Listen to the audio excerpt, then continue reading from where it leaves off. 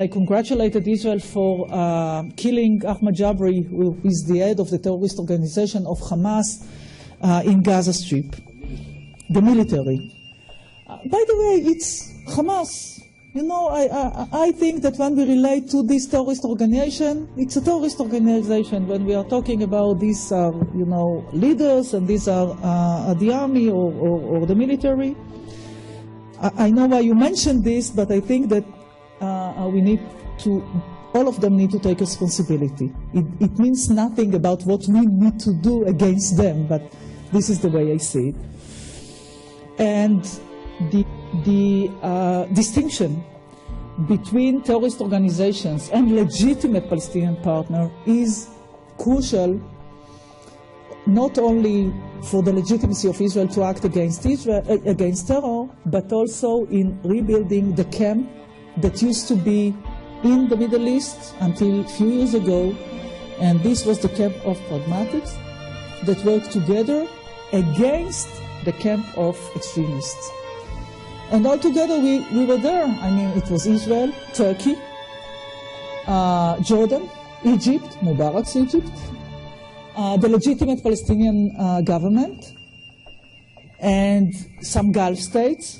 With some we had relationship as Israel, with some we didn't, but we worked together in an understanding that we face the same nature of threat coming from the extremists in the region, the other camp that was and still is Iran, Syria, Hamas, and Hezbollah. It was my first meeting with him, but it was after the elections in the Palestinian Authority, so for the first time the discussion was about the legitimacy of Hamas. And it was quite interesting because he represented a party which is basically an Islamist party. And Hamas represents, I don't want to say the same ideology, but basically the same vision or the same basics in terms of Islamist group. And for him, it was not acceptable that what I was trying to do is to delegitimize Hamas. And because by delegitimizing Hamas, what he thought was always also, in a way, delegitimizing the party. And it took him some years to get legitimacy to this party, because before that they couldn't run for office. And the only way to get him on board and to have Erdogan supporting the quartet, if you recall the quartet requirements for Hamas, to accept the right of Israel to exist, to renounce violence and terrorism, and to accept former agreements between Israel and the Palestinians. The only way for him to accept this was by having an understanding that we have two different camps in the region. And as Turkey, as a state, who has relations, well, NATO member, or relations with the United States, and these were the days in which they tried also to be part of the EU, before being in a way rejected. And the understanding was that if you want to be part of this free world, if you want to be part of this camp, you need to delegitimize Hamas. But there was also a price. It's not a price that Israel needed to pay, and this was the other side of the equation, and this was a dialogue with the legitimate Palestinian government in order to show the world that we are not just talking about peace, but we are willing also to pay prices which are needed in order to achieve peace with the legitimate Palestinian government, with the pragmatics, with the moderates on the Palestinian side. I was talking about Egypt, talking about Mubarak's Egypt, and now we have Morsi. We have leaders that are now weaker because of the changes. The streets now has more power, and we can face more extremism emerging in different parts of the region. The role of the international community is crucially important. It's not only about Israel and Turkey. And I believe that especially new leaders need to understand that they are expected to choose a side, to choose whether they are part of this camp or the other. I know that for many years Erdogan tried in a way to sit on the fence and to work with everybody, and Morsi is now looking for his path in the region, and the role of the international community, especially the United States, and we are not going to have the same president but new administration, is to send this message to the region, that there are things that are not accepted, like the situation in Syria, that the world would not accept a leader which is basically murdering and killing his own people, that every leader and country in the region need to decide whether they are part of the camp of terror, extremism, or part of the camp of pragmatics and moderation in the region. And if some state or leader is choosing another path, there is a price to it.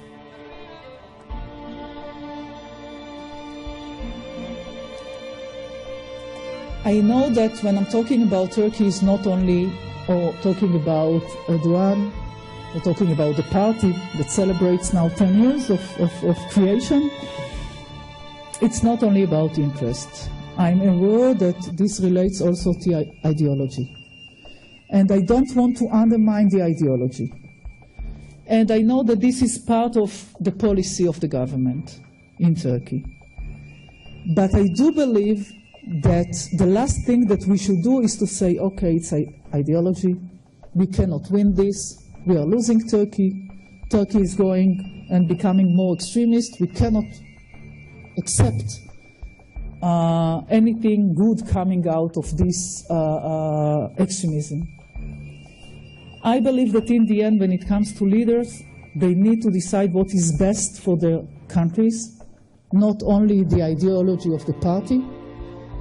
And since Turkey is in a quite sensitive position, and since Turkey faces in the region also different threats according to their understanding, I believe that we can find with the United States, with the international community, the interest that can create maybe not the same relationship, but relationship between Israel and Turkey, which are based on these interests and are not based on the ideology of the party that, unfortunately, we cannot share.